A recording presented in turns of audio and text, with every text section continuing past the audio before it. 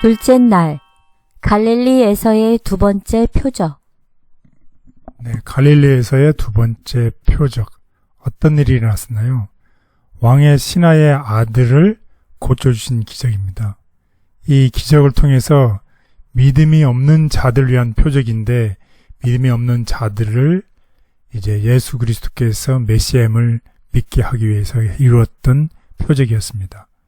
왕의 신하가 고뇌 가운데 자기 아들이 이제 죽어갔을 때에 아비인 자기가 어떻게 했어요? 예수님의 자비에 맡기면서 아들을 고쳐달라고 간청했던 이야기입니다. 그때 예수님께서 뭐라고 말씀하셨나요? 그를 안심시키면서 가라, 내 아들이 살았느니라고 말씀하신 내용이 되겠습니다. 우리 다 같이 요한복음 4장 46절에서 54절의 말씀을 보겠습니다. 요한복음 4장 46절에서 54절. 예수께서 다시 갈릴리 가나에 이르시니 전에 물로 포도주를 만드신 곳이라. 왕의 신하가 있어 그의 아들이 가버나움에서 병들었더니 그가 예수께서 유대로부터 갈릴리로 오셨다는 것을 듣고 가서 청하되 내려오셔서 내 아들의 병을 고쳐주소서 하니 그가 거의 죽게 되었음이라. 예수께서 이르시되 너희는 표적과 기사를 보지 못하면 도무지 믿지 아니하리라. 신하가 이르되 주여 내 아이가 죽기 전에 내려오소서. 예수께서 이르시되 가라 내 아들이 살아있다 하시니 그 사람이 예수께서 하신 말씀을 믿고 가더니 내려가는 길에서 그 종들이 오다가 만나서 아이가 살아있다 하거늘 그 낫기 시작한 때를 물은즉 어제 7시에 열기가 떨어졌나이다 하는지라. 그의 아버지가 예수께서 내 아들이 살아있다 말씀하신 그때인 줄 알고 자기와 그 온 집안이 다 믿으니라. 이것은 예수께서 유대에서 갈릴리로 오신 후에 행하신 두 번째 표적이니라. 네, 그렇습니다. 믿음이 없는 사람들 위해서 행하신 그 표적 때문에 어떤 일이 일어났나요? 자기와 그 온 집안이 다 어떤 일이 일어났죠? 믿게 됐다고. 예, 그렇습니다. 이 믿음이 없는 사람들 위해서 예수님께서 표적을 행하셨습니다. 만약 오늘 이 방송을 듣는 우리 모두가 믿음이 없다고 하면 오늘의 이 말씀을 통해서 우리에게 예수님께서 예수 그리스도가 우리의 구세주임을 믿게 한다는 것입니다. 아멘.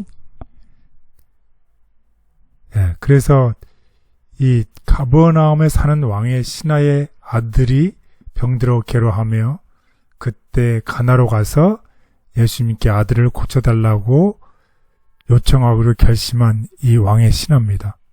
예수님께서 이를 행하시면 그분을 믿겠다고 생각을 했습니다. 예수님의 대답은 이 신하의 생각을 잘 알고 계심을 나타내고 있어요. 기적 그 자체가 예수님이 메시아라는 증거가 되지 않았어요. 왜냐하면 사탄도 기적을 행할 수가 있잖아요. 그래서 신하는 기적이 일어나기 전에 예수님을 내가 믿을 것인지를 결정해야 했어요. 비록 이 이야기에서는 나와 있지 않지만 이 아들의 생명이 이제 자신의 믿음에 달려있다는 것을 알게 된 신하가 눈물로 간절히 아들의 생명을 구했을 것이라고 우리가 상상할 수 있겠습니다. 예수님의 말씀에 아무런 기적의 증거도 없이 그는 믿었어요. 정말 우리가 이런 믿음을 가져야 되겠죠. 이 눈에 아무 증거 아니 보여도, 이 귀에 아무 소리 아니 들려도 우리가 믿음을 가지고서 예수 그리스도께서 메시아임을 믿는 것이 필요하다는 것입니다. 그래서 그의 믿음이 너무 강했기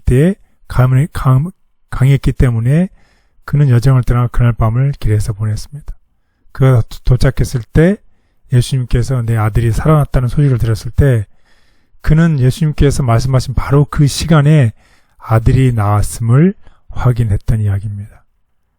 오늘 우리도 이 그리스도를 정말 우리의 구세주로 굳게 믿는 그런 믿음을 가지면 좋겠습니다. 그리스도를 굳게 붙드는 믿음. 그 신하에게 하신 구주의 말씀은 섬광처럼 그의 마음을 적나라하게 드러냈다. 그는 예수님을 찾는 자신의 동기가 이기적인 것을 깨달았다. 그의 흔들리는 믿음의 실상이 그의 앞에 드러났다. 심한 비탄 속에서 그는 자신의 의심이 아들의 생명을 희생시킬지도 모른다는 것을 깨달았다.